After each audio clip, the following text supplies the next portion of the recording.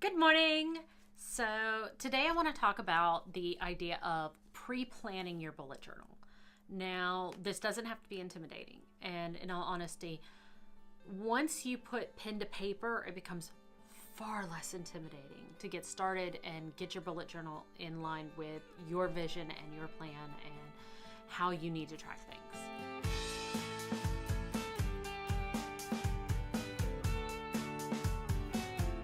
So I've got my first bullet journal. I didn't have it in my last video, and I'm going to use it because it really, I want to talk about how once I was done playing, and I still play with my nicer one, but once I was done playing with the idea of being a bullet journal person, I sat down and started to kind of pre-plan what would go into my 2019 bullet journal.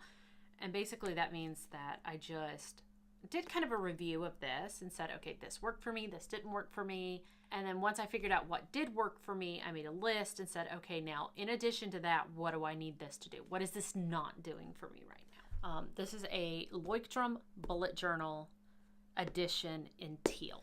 And the reason it's the bullet journal is it comes with tips here.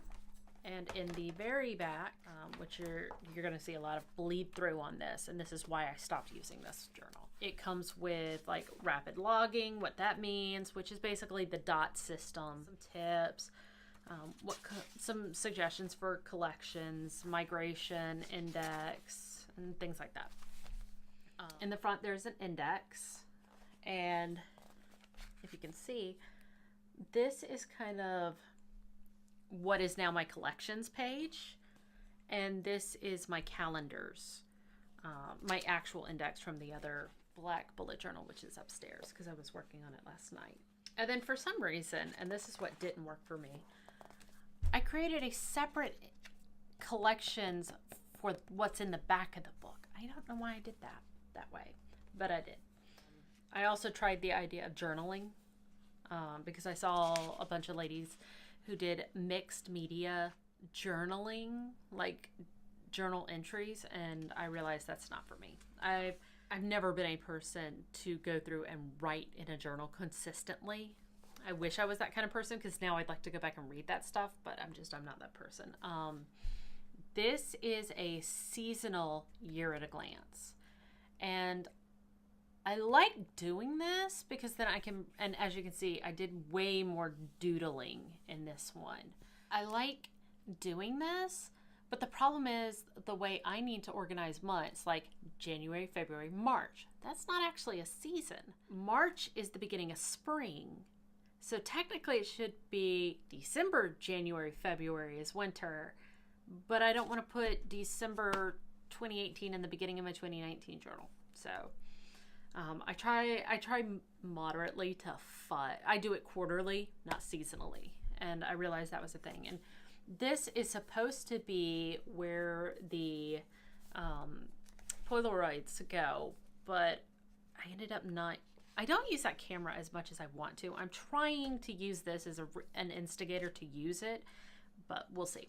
And then, as you can see, I had to skip, which this is why I got away from the Leuchtturms. I had to skip a spread, and you can still see through the bleed. As you can see, I did like having the decorative month at a glance, and I didn't do it down here because I didn't have a lot I needed to track because this was just playing. I like the idea of incorporating my goals page on my monthly page. This is the original thought of the spread that I'm now using for January. I liked using the weather icons and having the weather in the corner because that lets me know how to dress for that day. This is a Dutch door, and as you can see, there's stuff on the back, which I will... Oh, I actually cut this one. Oh, no, there we go. On the page you can see on this side, it's a grocery list. And over here, it's a to-do list and a YouTube to-do list. And then we'll close that back because it's got Tiny's name under there. And I like doing this because, like, I habit tracking. This is a spread I will probably move into the new journal for February because this one is super productive for me. I can do meal planning and my grocery list right here, which I like being able to list my meals and then list what I need for my meals. Each of these is a day, and this is goals, which I will probably change this section, but I'm not sure what to yet. This is a list that I didn't stick to, but I want to do this in the next year. It is my fa la la la list. Every day I write down something that made me feel Christmassy or holiday-esque. And like one of this is listening to piano music, spending time with friends, buying Christmas flowers, stringing the lights on the Christmas tree, watching holiday movies. These are little things. I wish I had filled this out a little more. This will go in the new one in December. When I sat down, and I'm going to put a timestamp in the bottom of when the actual how to pre-plan came through. I went through this entire book. I just sat down one night and was like, okay, what do I like and what do I not like? What's working for me? And I made a list in the very last page. Well, okay, not the very last page, because the last couple of pages are just me playing with pens. And it's my transition list. These are all the things that are in this journal that worked for me that I liked. And it's things like here at the glance. I like doing a Polaroid a month, but I didn't like doing a Polaroid a month seasonally. I liked doing it as a month thing. So since I think that way, that's what led to the creation of the 2 Polaroids per month. I like the weather icons. Those haven't been transitioned, mostly because at the end of all of it, like I said, I don't need half a page for that. So I'm trying to figure out what other icons I can put in there. And honestly, if I really need it. My divisions page, I did something similar. It's more like the columns at the top, the box division rather than this division. My monthly view with goals, I combined those. I decided having a monthly page and then having a goals page was kind of silly. I didn't need 2 pages for one thing. My checklist, my spring, summer, fall, winter checklist, which this winter checklist, my winter bucket list. I want to create a seasonal bucket list, which here's a better view.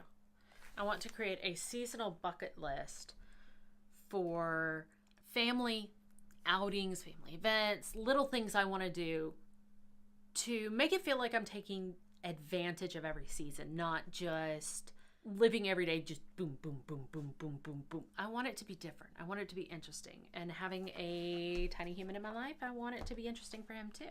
That helps me do that. Like on my winter bucket list, it's like go ice skating. I learned this year, John hates ice skating. I'm actually weirdly good at it. No matter how klutzy I am, weirdly you put some ice skates on me and it's like, I'm just in. I can't do any of the spins or jumps or any of that. But like I can stand up and stay straight and I'm pretty good on it. And watch White Christmas, my absolute favorite Christmas movie of all times. There's something about Danny Kaye. Drink hot cocoa. I didn't do that because I was keto. Let's see, listen to holiday music. That's an easy one. But little things like that make it more than just another day in the year. It is a special day in the year. So I added those in. My bill tracker, which I don't actually have a bill tracker in this one, but I saw the spread and realized I needed a bill tracker for 2019 in the new one. So when I realized that, I went through and started trying to figure out a spread for that would work for me. And I didn't like any of these, so I created a new one for the 2019 journal. Yearly goals and projects, editorial calendar. So I listed everything out kind of just as I thought of it. Then I went back and I said, okay, these are all the things I need. Okay. This is me taking care of the house. This is me taking care of our schedules. I'm taking care of the blog, / the YouTube channel and all my social media. This is me taking care of all of these little pieces that eventually become the whole that is my life. But they're super unorganized, and that bothered me a lot. I did what I learned to do in school. I created a layout spread. And I just sat there and I went, okay, every time I open the book, it's 2 pages. What can I put on these 2 pages in what order to make my life make more sense? And I sat there and I went, okay, I need to be able to have my year at a glance. So I put 2 there and I said, okay, what makes sense after my year, after the total that is my year, what makes sense to come next? So I put my yearly goals and yearly milestones. And that is the large page that has my 5 goals. And then after that, the 4 columned pages that have the little steps I can take to do. I needed to put in a bill tracker with a savings goal. Now, I ended up not doing it this way. I ended up making both of these pages the bill tracker. This side has the bills, the names, the date they come out, how much is due. And this side has my January through December boxes that I can fill in to let me know if I've already paid them or not. And then after that, I did, okay, what else am I doing that is a yearly tracking situation? I'm tracking my year in pixels, so my moods, and I'm tracking how many books I read. And I sat there and I went, okay, this is a part of my year. Now, the next thing I did is I said, okay, now I've got all my yearly stuff out of the way. I need to do my monthly stuff. Or my quarterly stuff is the way I thought about it. And I said, okay, inside my quarterly stuff, I want a quote page and I want my seasonal at a glance checklist. And then I said, okay, that is the seasonal quarter page at a glance. So like January, February, March. And then I said, okay, so I want a seasonal splash page. So like, which really is a quarterly splash page. It's the first quarter of the year. And then my checklist. Then I have my monthly page with my monthly calendar. I ended up combining these 2. So I have my monthly splash page, or I have my quarterly splash page. Then I have my monthly splash page with my month at a glance and either major events I need to track or my goals. And then on the next page, I start my weeks. I have my editorial calendar, which I ended up moving to the back of the book because I didn't like having it as a part of each month, and quarterly goals for that. And then I said, okay, my weekly spread is going to be a weekly spread, and you can see it here with a Dutch door. This is general. This is kind of the pre-concepting of what you want in your bullet journal. This is the categories you're tracking and how to kind of pre-think of them. And in honesty, you don't have to put that list inside of a bullet journal. Just sit down with a notepad. You don't even have to own anything yet. You need a pad and a piece of paper, and then you sit there and you go, okay, this is what I've seen. This is what I want. The way I would do it is I would do, this is what I want, and then off to the side of it, put numbers and say, this is the order I want it in. And then go through and just, like I showed you in the back of this book, sit down and kind of create this, which really you can see I didn't try very hard when I was drawing these, and organize it just a little.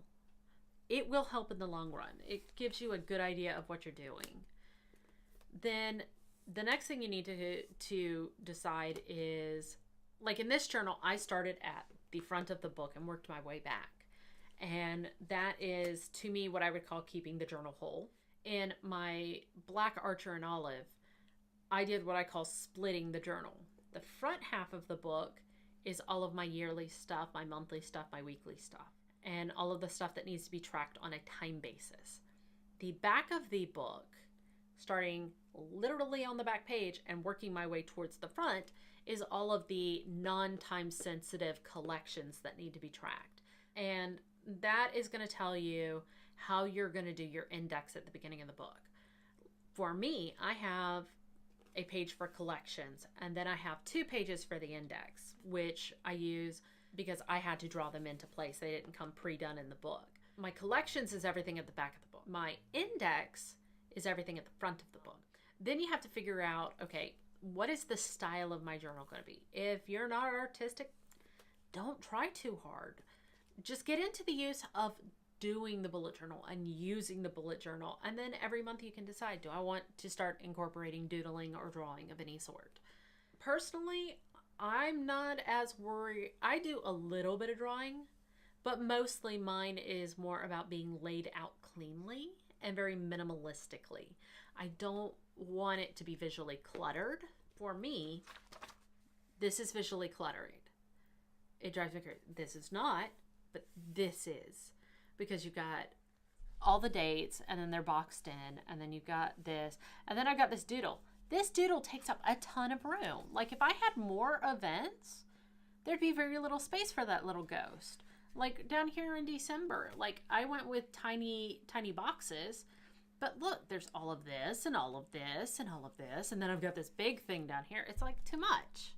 And that's my preference. If you want to be one of those beautiful, wonderful, talented artists that goes out and does a masterpiece every week, go for it. But you don't have to. I'm giving you permission to be minimalist. I'm giving you permission to not be attractive. I'm giving you permission to not be hyper creative. The next thing you have to figure out, like I said in my previous one, I work best with a dot grid.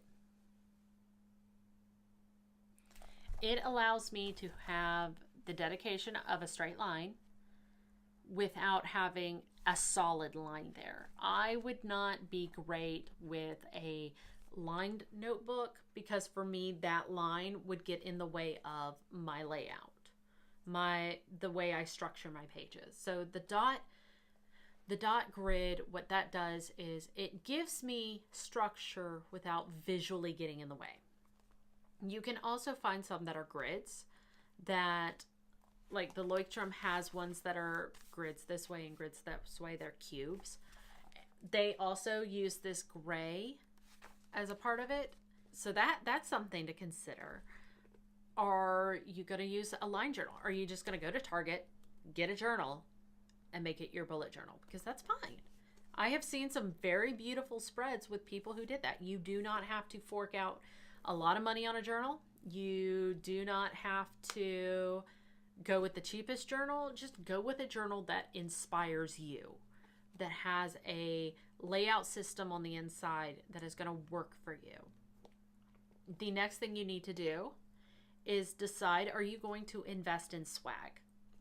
And by swag, okay, so really, this is all you need to do a bullet journal. One journal, one pen. That's all you need. However, you can start throwing a lot of money into your bullet journal. You don't have to, but you can. You end up buying nicer pens. Like these are Faber-Castell. This is a Pitt Artist in Light Indigo. I got this because it is a brush tip pen. And it's kind of the kit it came in. There were 4 pens, and these are the 4. And they're actually super light on paper. And I just wanted to know, like, is this something I'm actually going to do? This kit, I want to say I ended up spending $12 or $13 for these 4 pens. And now I'm like, these are not my favorites. These are really good pens, but they're not my favorites. Because of that, I don't use these. So you have to kind of decide, like, if you are going to invest your money in nicer pens or brush pens or the Tombow pens or the Fudaneskis, are these something you're actually going to use? Or are you buying them because all the other bullet journal people have them? Another thing you could possibly invest in is washi tape. I have this for my Erin Condren days.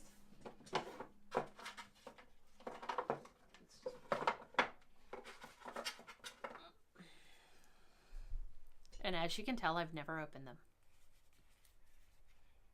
Not my deal. I went through, they were, Staples was having a huge sale on these like 2 years ago. and I bought a ton of them because I was like, all of the Erin Condren ladies use washi tape. And then I was like, I don't. I have no interest in it. So I had to come to terms with that idea. I realized I liked using the stickers. I did not like using the washi tape. I liked having nice pens to write with, which this is a nice pen, but this is a nice pen for writing. This is not a nice pen for bullet journaling necessarily. But then again, you could just go get a Bic and be fine. Another thing is there are a lot of Etsy shops online that sell templates. They're like little metal rulers that have cutouts in them. They can range anywhere from $10 to $20 per metal template. And you have to decide, is that something you want? Because like, if you're one of those people that you can't draw a straight line or a square box, investing in one of those templates could get you a nicer, prettier look, but is it really something you need? Or can you go down to Michael's, pay $5 and get a ruler kit that like any elementary kid student would need? And then you just use that. That's what I use. And you have to make those kind of decisions. You don't have to make them all. And you can always change your mind. The benefit of having a bullet journal is it is month to month, week to week. So you can decide that in January, well, January is almost over. So in February, you're going to get into bullet journaling and you're going to go super simple. You're just going to do straight list. You're going to do weekly spreads that are literally, you write the word Monday, you write your list. You write the word Tuesday, you write your list. You write the word Wednesday, you write your list. I've seen tons of those. And then maybe in March, you decide, okay, well, I want it to look a little different. I want to advance it a little more. That's the fun part of a bullet journal. It evolves. So I'm hoping this helps. I'm hoping you enjoy this video and it gave you some thoughts on how to pre-plan a bullet journal and how to get into it. I know I kept using January and the beginning of the year as a thing, but honestly, I started this one in October because I decided I wanted to try it. So have fun, bullet on, become a Bujo person, because male, female, this method of organizing is amazing. It's super simple, it's super easy, it's super inexpensive, and it tracks exactly what you need it to track. So have fun, Bujo on, and I'll talk to y'all later. Bye.